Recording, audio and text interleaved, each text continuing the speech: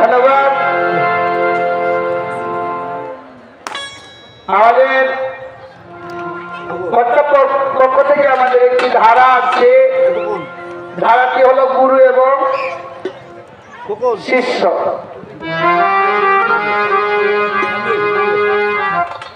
তো গুরু শিষ্য পালার মধ্যে আমাকে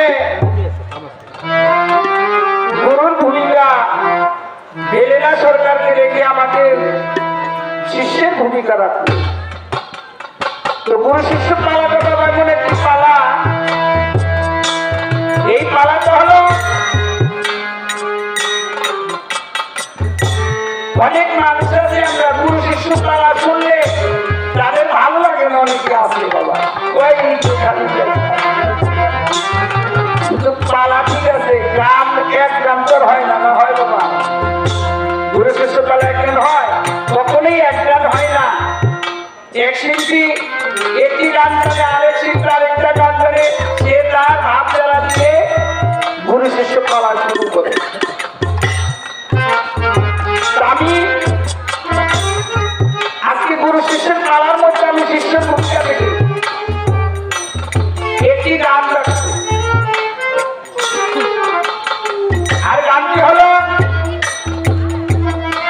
আমরা সবাই জানি আমাদের প্রতিটি কাজে একটি কাজ থাকে, প্রতিটি কাজ শুরু করার আগে একটি কাজ আছে, সেটা হলো বিসমিল্লাহির রহমানির রহিম। আমরা এই বিসমিল্লাহ দিয়ে সর্বপ্রথম শুরু করি। আরে বিসমিল্লাহ আজকে আমরা সৃষ্টি তত্ত্ব জানবো। আরে নাকি সৃষ্টি তত্ত্ব জানেন নাকি অনেকে? আজকে সৃষ্টি তত্ত্ব জানবো। যে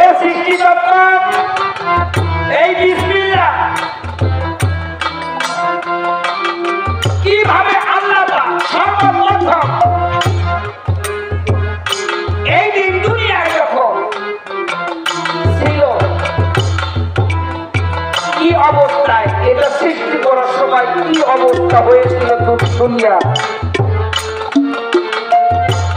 এই বিষয়ে আদি নিয়ে আমার একটি গান আমি রাখবো। তারপরে আরো দেখি অনেকে আসছিল বা গুরু ধর্ম কি লেগে, গুরু ধরা লাগবে কি লেগে, নামাজ রোজা করলেই তো হয়। যারা নামাজ রোজা আল্লাহ পাকের ইবাদত করি, আমার আল্লাহ পাকের ইবাদত করতে গেলে শুধু নামাজ আর রোজা নয়, এর মধ্যে আরো কাজ আছে। জানতে হলে আমাকে সব কিছু জানতে হবে। শুধু নামাজ রোজা করলেই আপনার সমাধান, জীবনের মাফ করার সমাধান হইতেছে না। আল্লাহ আপনাকে জীবনের গুনাহ খাতা মাফ করতেছে না যদি নামাজ পড়ি। তবে আজকে আমার দরদির কাছে এখান থেকে একটু কথা রাখি। আল্লাহ আমি যতটুকু জানি পবিত্র কোরআন শরীফের মধ্যে আল্লাহ পাক কোথাও বলে নাই আমি তুমি নামাজ পড়লে আমি তোমার জীবনের গুনাহ খাতা মাফ করে দিব, রোজা করলে জীবনের গুনাহ খাতা মাফ করে দিব, জীবনের গুনাহ খাতা মাফ করে দিব, যাকাত দিলে জীবনের গুনাহ খাতা মাফ করে দিব। আসলে আজকে যে আমার দয়াল তার কাছে একটা বিষয় বাবা একটু জানতে যাব। আমাদের এই পাপ, আমরা যেহেতু পাপী মানুষ, আমাদের এই পাপ মুক্ত হবো কিভাবে, কোন কাজ করলে আমরা পাপ মুক্ত হব? আর আল্লাহ পাক এগুলোর সম্বন্ধে কোরআন শরীফের কোনো আয়াতে বলছে কিনা যে তুমি এই কাজটা করলে আমি তোমার জীবনের গুনাহ খাতা মাফ করে দেব। যদি বলে থাকে কোন সূরায় কোন আয়াত বিষয় আছে ভেঙে বলবে। প্রশ্নটা বুঝতে পারছেন আপনারা? ধন্যবাদ। আমার একটি গান আমি গাবো।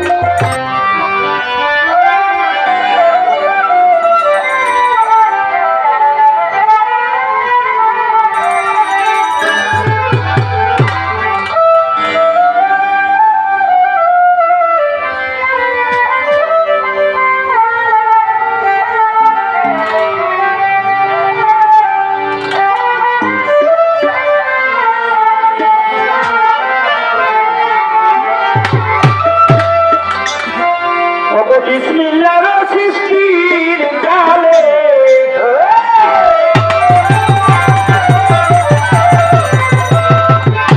বিসমিল্লাহর সৃষ্টির কালে এই দিন দুনিয়া কেমন ছিল, বিসমিল্লাহর ভেদের কথা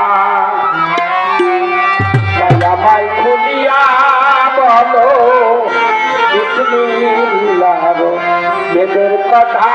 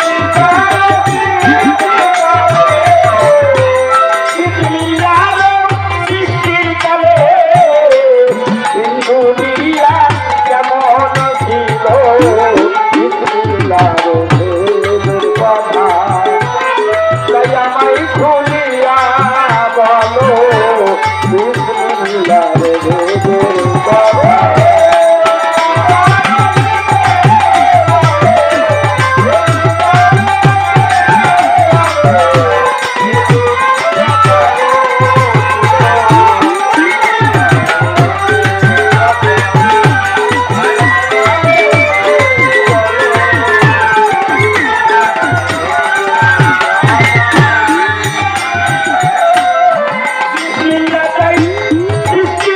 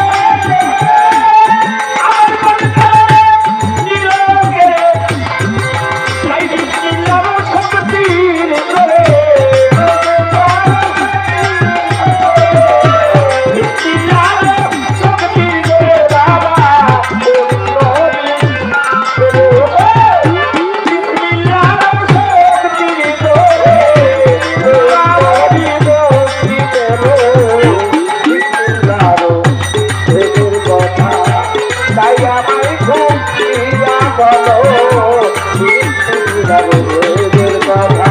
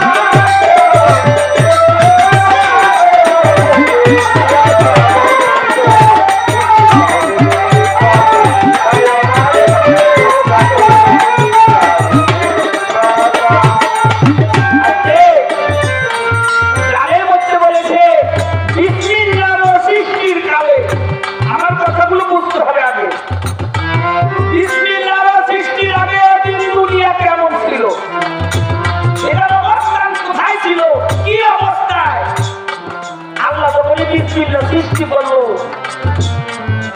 বিসমিল্লাহ কোন ধাতু থেকে বিসমিল্লাহ সৃষ্টি হলো আর সৃষ্টির কালে দুনিয়ার অবস্থাটা কেমন ছিল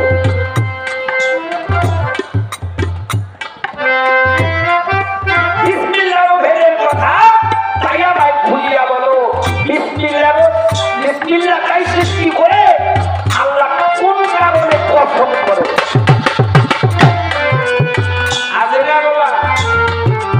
ভুল করলাম আমরা তো কারো কাছে তো করবে না উনি নিজেই মানি তুমি একটা ও আদা করলেন কসম করলেন আমার জীবন আর আমি এই কাজটা করবো কোন কারণে কসম করেছিলেন এবং এই বিসমিল্লাহ তখন কোন কথা আল্লাহ প্রকাশ করে যে আমি এই কাজটা জীবনে করবো না কোন কথাটা আল্লাহ তখন প্রকাশ করেছিলেন প্রথম কাল করে নাজিল করে আবার কোন কারণে তা নিল কে বিসমিল্লাহর শক্তির ধরে আবার পূর্ণ বিমুক্তি করে তাই বিসমিল্লাহ থাকে কোথায় যার ভিতরে এত গুণ রয় ফকির সুমন সরকার জানিতে যায় দয়া করে আমায় বলে আসলে বাবা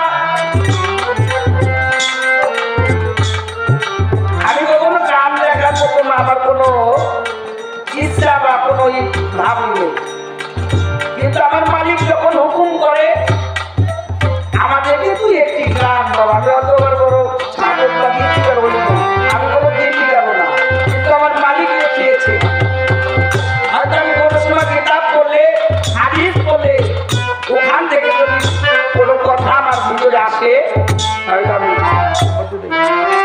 তখন আমি হয়তো একটি কলমে লিখতে চেষ্টা করি এই জন্য আমার মালিক আমাকে গানটি লিখিয়েছে তাই গানটি করলাম এই গানটির মধ্যে অনেক কিছু আছে বাবা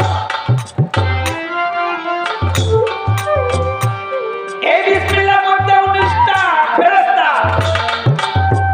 19টা ফেরেশতা আছে আমি জানতে চাই এই 19 জন ফেরেশতার ডিউটি কি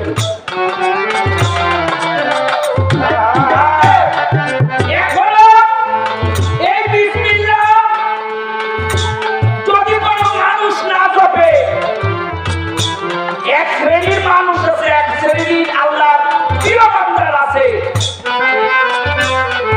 তারা এই বিসমিল্লাহ ভেদ পেয়েছে আমি জানতে চাই এখন এই বিসমিল্লাহ কোন অবস্থায় কোথায় আছে, কাজের মাধ্যমে বিসমিল্লাহ। এই রাত্রির মধ্যে আসলে আমার কথাগুলো এত দেখছেন, কিন্তু আজকে তিনি আমার গুরু, তিনি কিন্তু মহাজ্ঞানের জ্ঞানী। এই জন্য মহাজ্ঞানের জ্ঞানীর কাছে আমার তা দেওয়ার কিছু, আমি যতটুকু জানি যতটুকু আমার মালিক আমাকে শিখিয়েছে, আমার আজকে যিনি মসজিদ আমার মহান মসজিদ তাকে আমি ওই আসনে বসিয়ে বল, যেহেতু গুরু শিষ্যের মেলা, আমি তাকে আমার মন থেকে কি ভক্তি দান করবো। কেননা দান আগেই যদি মাইনে নিই তাহলে আমার খুবই অনেক কিছু জানার বিষয় আছে। এই জন্য আগে প্রশ্নটা রাখে তারপরে আমাদের করতে চাই। ধন্যবাদ সকলকে।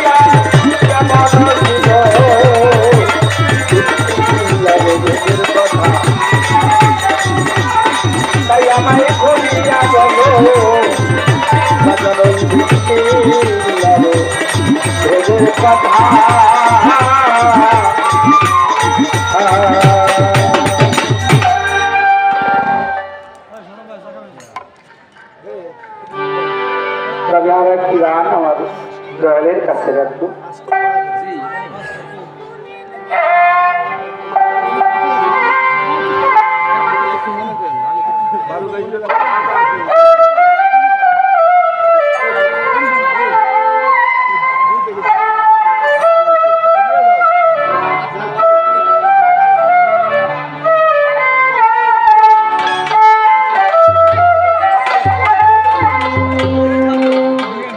একটি গান আমার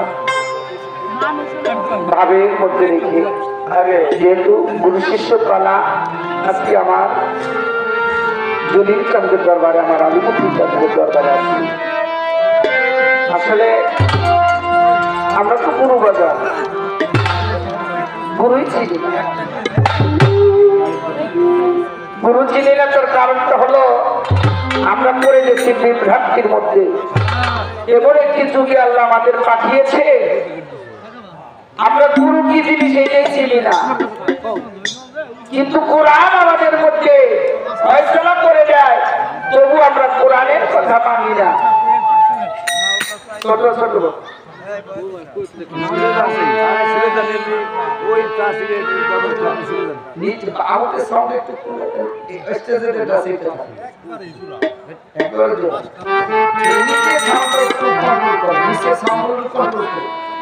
উপরে নিয়ে আসেন নি থাকবে, নিচের গুলো কন্ট্রোল করে তাইলে হয়ে যাবে।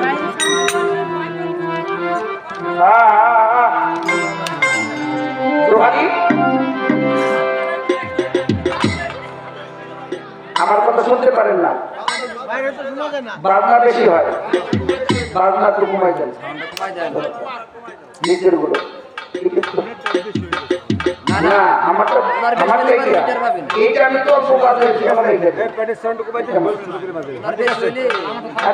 সমস্যা একটু আমাকে কমাই দেন, কমাই দেন। এই জন্য যে কথাগুলো বলতেছিলাম বাবা, আমরা বর্তমান যে যুগটা আসছে এই যুগটা হলো এমন একটি যুগ, চাইলে একটি যুগ, মূল যুগটা বুঝছেন না, জোরদার মূল যুগটা পৃথিবীতে আল্লাহর হাবিব থেকে এই পর্যন্ত আজও শুনি নেন কোন আল্লাহর ওলির মাজার কেউ গিয়ে ভাঙছে, শুনছেন বাবা? এই যুগে শুনছে 2024 সালে এসে শুনছে। পৃথিবীর সৃষ্টি কাল থেকে পর্যন্ত আল্লাহর হাবিব একটি মাজার ভাঙার জন্য মাওলা আলীকে অনুমতি দিয়েছিলেন। সেটা কি? আল্লাহর হাবিব বলছিল, হে আলী তুমি ওই কবরগুলো ভাঙে দাও, যেগুলো উঁচু কবরগুলো ভাঙিয়ে দাও। আচ্ছা তখন কি মুসলমানের কবর ভাঙতে বসে না কাফেরের কবর ভাঙতে বসে? এই হাদিস তো কেউ পায় না। কেন পাই না? ওই যে আলী ভাঙতে বসে আল্লাহর হাবিব এই যে আগে করছে, আরে সালা তোরা তো জানিসই না মাথার গুমরা এই যে বুমার মতো গ্রাম করতে ভাই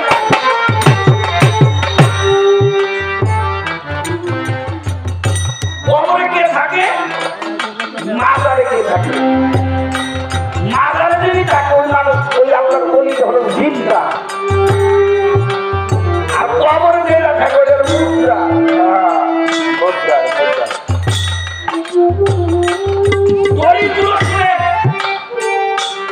আল্লাহ পাক পবিত্র কোরআন শরীফে করতে বলেছে, আলা ইন্না আউলিয়া আল্লাহু লা খাউফুন আলাইহিম ওয়া লা হুম ইয়াহজানুন। আলা সাবধান, আলা ইন্না আউলিয়া আল্লাহি লা খাউফুন আলাইহিম ওয়া লা হুম ইয়াহজানুন। আমার আল্লাহ বলছে আমার ওলিদের কোনো ভয় নাই, তারা কোনো চিন্তিত না, তারা দুঃখিত না, তারা কবরে চাইলেও রিজিক প্রাপ্ত। বাবা মরা মাইসের কাছে কি রিজিক আসে না জিন্দা মাইসের কাছে রিজিক আসে? মরা মাইসের কাছে রিজিক আসে না জিন্দার কাছে রিজিক আসে? খায় তারা জিন্দা মানুষে না, মরা মাইসের ভাত খায়, খানা খাইব। আল্লাহ পাক পবিত্র সূরা বাকারার মধ্যে আরো বলেছে, সাবধান আমার রাস্তায় যারা কতল হয়ে গেছে তাদেরকে তোমরা মৃত ভাবিও না, মরা ঠাকুরের কথা মৃত্যু ভাবা যাবে। আরেকটি কথা বলি, সেটা হলো আমরা নামাজ পড়ি কিনা বাবা? নামাজ পড়ি। আচ্ছা নামাজের মধ্যে আল্লাহ ব্যতীত কাউকে আনা দেবো? নামাজটা আল্লাহ। আচ্ছা নামাজের মধ্যে কি রসুল আনা দেবো? হ্যাঁ কথা কেন আপনি রসুল খানা না দিলে কি আমরা দেবো? নামাজের মধ্যে আমার রসুলকে এই যে আমাদের মাজার ভাঙছে এদের কি আনা দেবো? আনা দেবো নাকি? কিন্তু আল্লাহ তা বলে নাই, এদেরকে সালাম না দিলে মামা তোমার নামাজ কবুল হবে না। তুমি নামাজ পাইরা কপালে দাঁত বানাইবা, তবু তোমার নামাজ কঠিন গেল কবুল হবে না। তার কারণটা হলো আত্তাহিয়াতুর বৈঠকে বসে আমরা করি আত্তাহিয়াতুলিল্লাহি ওয়া সালাতু ওয়া তাইয়্যিবাতু ওয়া সালামু আলাইকা আইয়ুহান নবী। বলেছিলাম নামাজ কেমন রাসূলকে সালাম দেওয়ার কথা বলেছি, আসসালামু আলাইনা ওয়া আলা ইবাদিল্লাহিস সালিহিন। সবাইকে সালাম দিতে হয়। সবাই যারা আল্লাহর ওলি হলো, যারা আল্লাহর ওলি হলো যারা তাদের সালাম দিতে বলছে আর তাদের সালাম দিয়া তাদের নামাজও করবা সালামও দিবা আবার তাদের মাজার ভাঙতে যাবা কোন ধর্মটা প্রতিষ্ঠিত করতে চাইছে ক্ষমতার লইয়া পাগল হইয়া গেছো বাবা ও বাবা তুমি ক্ষমতার লইয়া পাগল হয়ে গেছো কিন্তু আল্লাহকে পাওয়ার জন্য পাগল হইয়া তুমি যদি এই ক্ষমতাটা তুমি আল্লাহকে পাওয়ার জন্য চালাইতে আমার আল্লাহ কোথায় আছে কেমন আছে একটি তালাক কইরা দেখি না ভেতরে পাঠাই আছে ভুবনে পয়সা ভাবতে চিল্লি না আমার সেই মালিককে চিল্লি না নাকি বাবা কোরআনে বলেছে মান কানা ফি হাদিহি ওয়া ফাওয়া ফিল আখিরাত ওয়া আদাল্লু সাবিলা এহ জগতে যে অন্ধকার আসলে মাত্র সেই অন্ধ এই আমার চোখ আছে এই অন্ধ জ্ঞান পাবি যারা অন্ধ দুনিয়াতে জ্ঞান নাই এদের জন্য হলো জাহান্নাম এই কথা বাবা না বলতে হয় না এই গান বাজনায় এই বিষয় নিয়ে অনেক মাজার বন্ধ করতেছে কোন দলিল দিয়া ভাবা কাজে তোমরা নিষিদ্ধ করতে আসো আর যেগুলো যে ড্যান্সার পাল্লা দিয়ে বসে ক্লাবে গান নাচ করতেছে যেখানে খারাপ করছে গীত করতেছে এগুলো বন্ধ করো না নিজের বাবুর গান যেখানে আল্লাহ এবং আল্লাহ রসুলের কথা হয় আল্লাহর বন্ধুদের কথা হয় সেখানে আসো শুক্রবার নিতে হবে যাই হোক আমি এ পর্যন্ত রাখলাম আমার দলিল আমি স্মরণ করি আমার একটি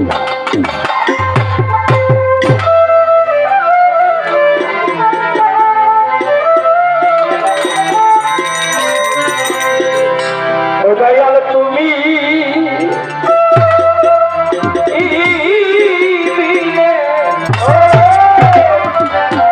এই জগতে চলি যা